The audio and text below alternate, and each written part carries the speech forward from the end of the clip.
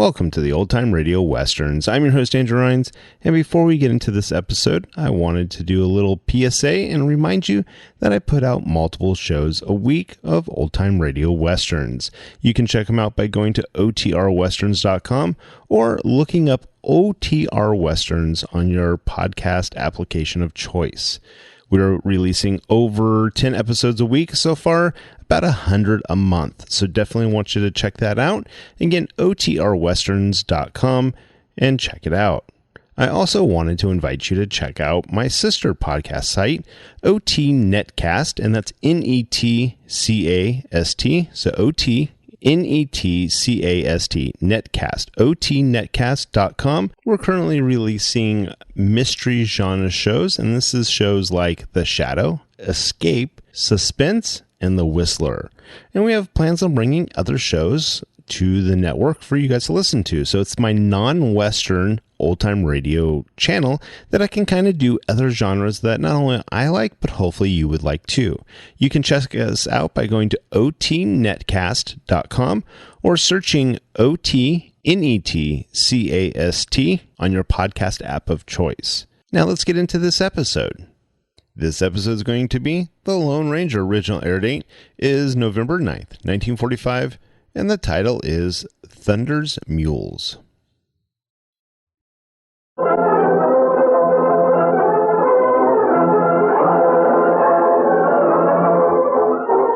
With his faithful Indian companion Tonto, the daring and resourceful masked rider of the plains led the fight for law and order in the early western United States. Nowhere in the pages of history can one find a greater champion of justice. Return with us now to those thrilling days of yesteryear. From out of the past come the thundering hoofbeats of the great horse Silver.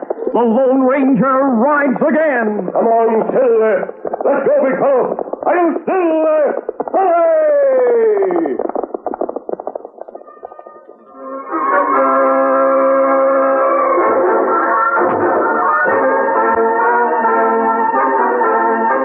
Thunder Martin, a former mule skinner, worked as top hand on Clarabelle Hornblow's ranch, located several miles south of Rock City, in the mountainous part of western Texas. In a woods on the opposite side of Rock City, the Lone Ranger and Tonto, two good friends of Thunder and Clarabelle, had made camp. Tonto had ridden to the express office at the railroad station in town to send a package to the Lone Ranger's nephew, Dan Reed, who was attending school. Here you are, Indian. This package will leave here on the train tomorrow morning. I wish I could say the same for the dynamite that's on the station platform. Do you know what dynamite is? Me hear of it. It's a newfangled explosive, about 10 times as powerful as blasting powder. And there's 1,000 pounds of the stuff on that platform. 20 cases. Enough to blow Rock City clean off the map. I'll sure be glad when it's moved. Hey, guys. Howdy, Thunder. Thunder Martin. Tonto! Well, sakes alive! You're a sight for sore eyes, eh? Where's your partner? Him camp north of town. Him say we visit Hornblow Ranch. Well, that'll be fine. Say, Pete, shake hands with my friend Tonto. I bet he did business. Glad to know you, Tonto. Clarabelle will sure be glad to see you on your part. She's in town right now, getting supplies and mail. I drove her in from the ranch. How, Clarabelle? Well, she's all right, big and sassy as ever, but she's in trouble up to her ears. Oh? What wrong? Mortgage trouble. The bank's holding a pass-through mortgage on the ranch, and if it's not paid this week, well, she stands to lose the property. Oh, that's bad. Only $500, but it might as well be $5,000. Oh, golly. Meeting you, Tonto, I got sidetracked and most forgot why I came here. Why did you come here, Thunder? I'm looking for John Gregg. Banker Hoff said I might find him here. Maybe he'd buy my mules so I could help Clarabelle. Come to think of it, maybe he would. Who is John Gregg? I never heard of the gent. Well, he's the engineer in charge of building that tunnel through Sawtooth Mountain. Why, that's near the far end of Gopher Canyon. That's a day's travel from here. Yeah, but Gregg's been in town for the past week. Seems he ran into trouble on the tunnel job. Ran into more hard rock than he calculated and ran out of dynamite. Wait up, but there's 20 cases of the stuff on your platform. Yeah, that's Gregg's. He ordered it by telegraph, and the railroad rushed it this far. But this is as close to the tunnel as the railroad can take it. Gregg spent a week trying to find someone to freight the cases to his tunnel. What about Freighter Finch? He and Gregg had a run-in. Yeah. It's easy to fight with Finch. He's an ornery polecat. He knew Gregg was paying a lot of men who couldn't do a lick of work until they got the dynamite. Yeah, Finch would make the most of that. He did. He told Gregg what it cost to freight the stuff. Gregg called him a thief and bandit. Said he'd be hanged before he'd pay such a price. Oh, why the whole shipment could be hauled in one strong wagon? That's how Gregg figured, but he can't find anyone who'll tackle the job. Well, is everyone scared of dynamite? Everyone's scared of Freighter Finch. That weasel-faced little sidewinder. Finch has a monopoly on freight and thunder. He hires some mighty tough armies to keep everyone else from cutting into his business. Well, my 10 mules could carry those cases. That's probably what Banker Hobbs had in mind when he told you to look up John Gregg. Oh, Mr. Gregg. Say, are you John Gregg? Yes. You must be Thunder Martin. You hit the nail right on the head. I met Banker Hobbs on the street just after you'd talked to him. Yeah? He told me about you. Said you had a string of mules. Uh-huh. What's your price to move that dynamite to Sawtooth Mountain? Maybe the banker didn't tell you, but I need $500. 500. Well, that's more than Finch. Now, hold on, Greg. I've got to have that much cash. Anything less won't help me at all. Now, if you want to buy my mules at that price, I'll sell them, and you can move your own freight. I could use them on the job. They could haul rock. Where are they now? At the Hornblow Ranch. Now, if you want to see them... Oh, that's not necessary. Hobbs told me about them, so I'll buy them. Greg drew up a simple agreement, paid Thunder $100, and promised to pay the balance when the mules were delivered.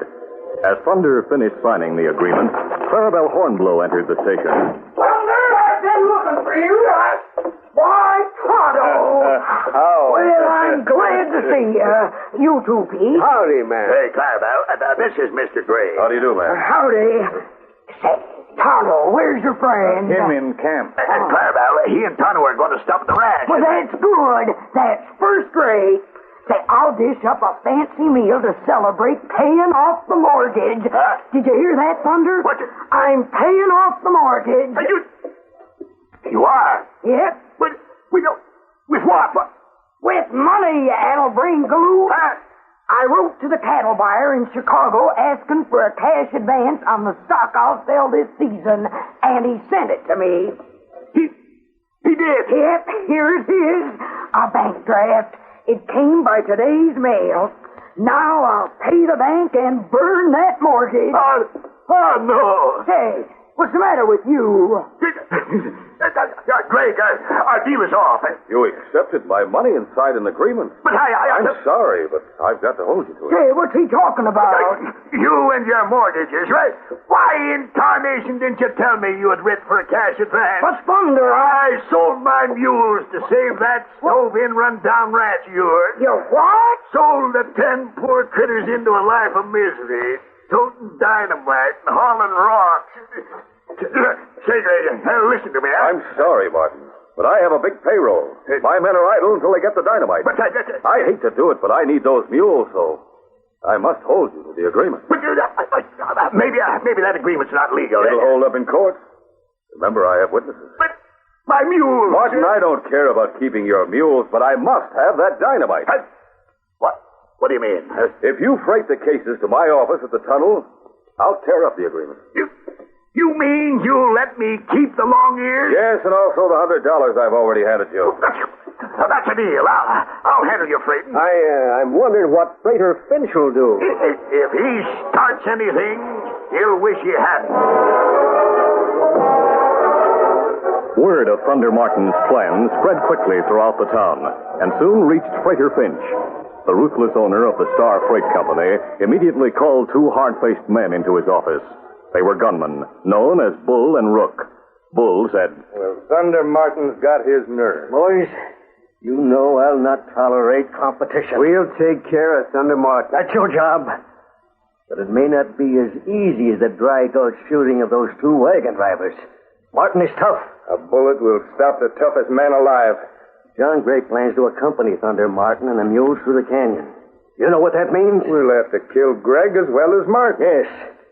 You better take a third man with you. We'll take Lefty. He's been wanting a chance to earn some bonus money. Very well. You want us to handle things the same as we did before?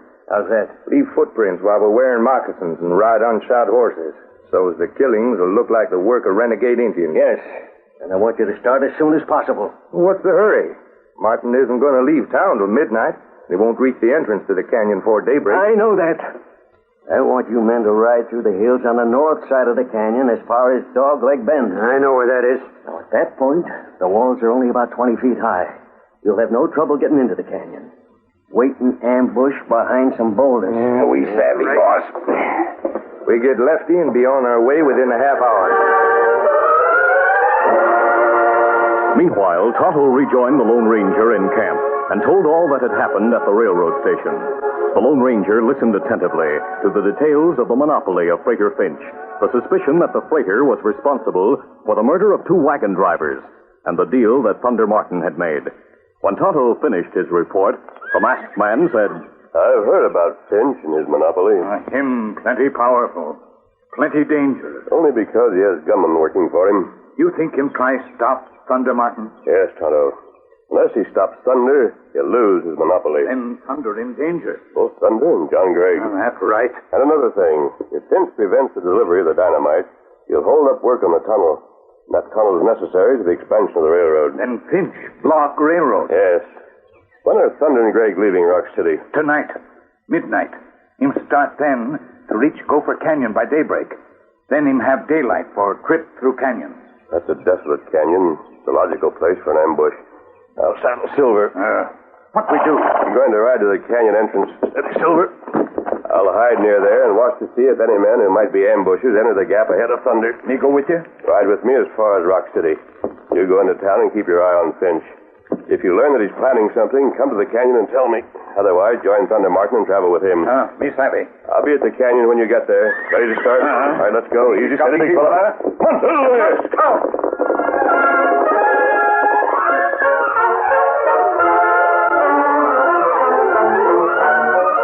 We'll continue our Lone Ranger adventure in just a moment.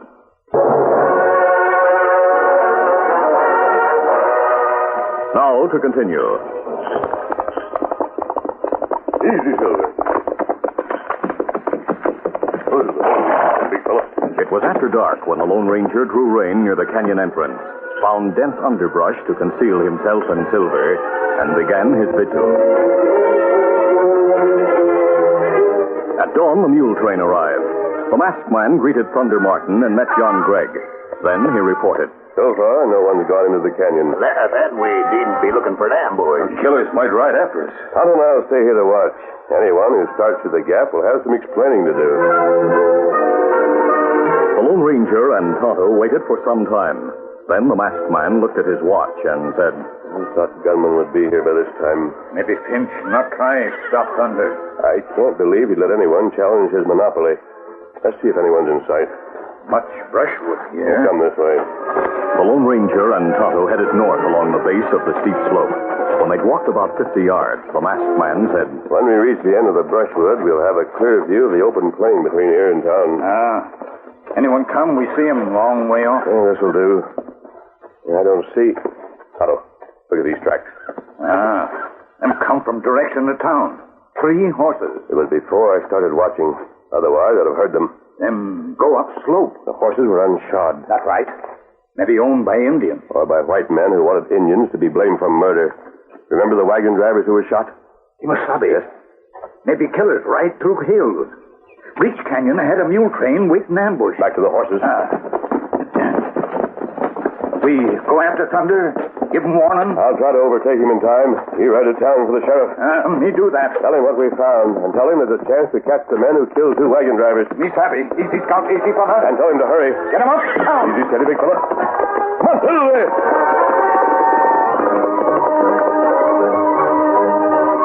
The floor of the canyon was rocky and uneven, but the sure-footed Silver raced ahead as if he knew that human lives depended on his speed. Come on, Silver! After riding at a grueling pace for some time, the Lone Ranger rounded a bend and saw the slow-moving mule train. At the sound of Silver's hoofbeats, Thunder Martin turned, and the masked man shouted, Stop those mules! Thunder, stop the mules! Ho! What's up? Are gunmen coming this way? I think 3 gunmen are waiting in ambush. I'll ride ahead of you. If I'm wrong, there'll be nothing lost. Now follow me. If you hear gunfire, you'll know what it means. Come on, Silver.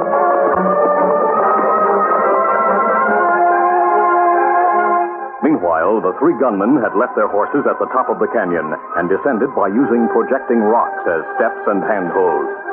They sat on the ground close to a boulder, large enough to conceal them from the view of anyone approaching from the east. When they heard the sound of an approaching horse, Bull peered past the side of the boulder and drew back quickly. Someone, Bull? Yeah, man just came around Dogleg Bend. I don't know who he is, but I think he's wearing a mask. Now, wherever he is, he's sure to see us when he comes abreast of this rock. Yeah, and later, if he hears about the ambush, he'll remember it. You think he'll go to the law? I don't know, but we can't take chances. I'll give him time to get closer, then I'll plug him. Thunder Martin might hear the shot and suspect an ambush. Can't be helped. The Lone Ranger had never been more alert. After making the sharp turn at Dogleg Bend, he thought he saw a slight movement at the edge of a boulder some distance ahead. He watched that point closely while he drew a gun and held it ready. When Bull's hand and gun appeared, the masked man fired. This way, Silver. Quickly turning his horse, the Lone Ranger fired again. Come on, Silver. He fired several more shots over his shoulder while retreating at top speed. His bullets glanced off the rock, kept the gunmen from exposing themselves to shoot back. The Lone Ranger drew rein beyond the Dogleg Bend, where he could not be seen by the men in ambush. Easy, steady, big fella.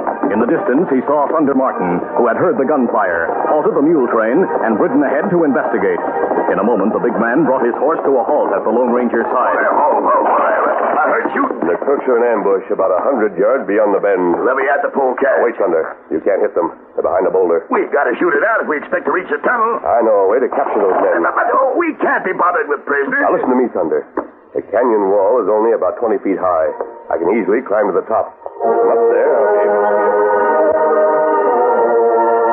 Though some time had elapsed since the shooting, Bull still grumbled about the destruction of his gun. I'll kill that masked man if it's the last thing I do. I never saw such shooting. The way he fired from the saddle and hit your gun. Luck. That's all it was. Well, you'd better forget your gun and decide what we're going to do now. Wait right here for the mule train. What do you think we're going to do? Maybe the masked man warned Martin. Maybe the mule train won't come past here. It's gotta. They can't reach the tunnel without passing here. I just hope I get another chance to drill that mask hombre. Well, make sure you shoot first. You've only got one gun left. If he smashes that one... He rolls. Hey, look out! There, behind us, something blew up. Look at the smoke and the hole in the ground. That was dynamite. Hey, he's above us up there. Looking up, the ambusher saw the Lone Ranger on the rim of the canyon. He held dynamite in one hand and a gun in the other. This time I'll kill you. No, oh, you blame fool. He did it again. Smashed my other gun. Anyone else want guns, boy? Don't shoot me, please, mister. Drop your guns. Raise your hands and get out from behind that boulder. Listen, Gunslick, I'll make a deal with you. If you're not out from behind that boulder within 3 seconds, I'll light the fuse on this dynamite and remove the boulder. No, not that. I'll do what you say. I'm moving. Come on, Bull. You're through, same as we are. We can't fight dynamite. The Lone Ranger held his guns on the three men until Thunder and Greg rode from beyond the bend and tied the prisoners' hands. The masked man then descended to the canyon floor and called to Silver as he joined the group. Here's Silver. Say, these crooks are wearing moccasins. Yes, and the horses they left up above are unshod. You crooks planned to murder us just as you did the wagon drivers. Have the Indians blamed for the crime. The marks of your horses' hoofs and your own feet will tie you into the murder of the wagon drivers. You three are going to hang. No, not me. I wasn't with Rook and Bull on those jobs. Shut up, Lefty. Why should I hang with you two? I'm telling the truth. That's the only way you'll save your neck. Did Finch hire you to ambush Martin and Gregg? Yeah. Finch hired us for this job, but he hired only Bull and Rook for the murder of the wagon drivers. I'll tell everything. I'll sign a statement. I'll testify in court. I'll do anything you say, but don't let them hang me. Wheeling Kyle. The sheriff will be here. He'll take your statement. Easy, steady, big fellow. I'll go to meet him and tell him the killers are captured. But wait. We'll meet again, Gregg. Thunder, I'll see you soon. Adios, mister. Adios. Come on, Silver. That masked man saved our lives. Yep, and he saved your tunnel, Greg. Now you've seen for yourself that there's no one like the Lone Ranger.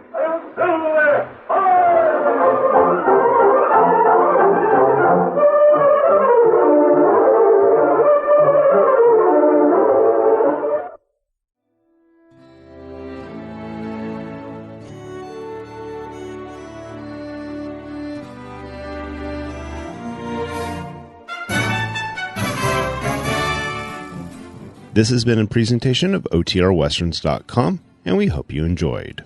Please take some time to like and rate our shows in your favorite podcast application. Follow us on Facebook by going to otrwesterns.com/Facebook. Subscribe to our YouTube channel by going to otrwesterns.com/YouTube. And send us an email, podcast@otrwesterns.com.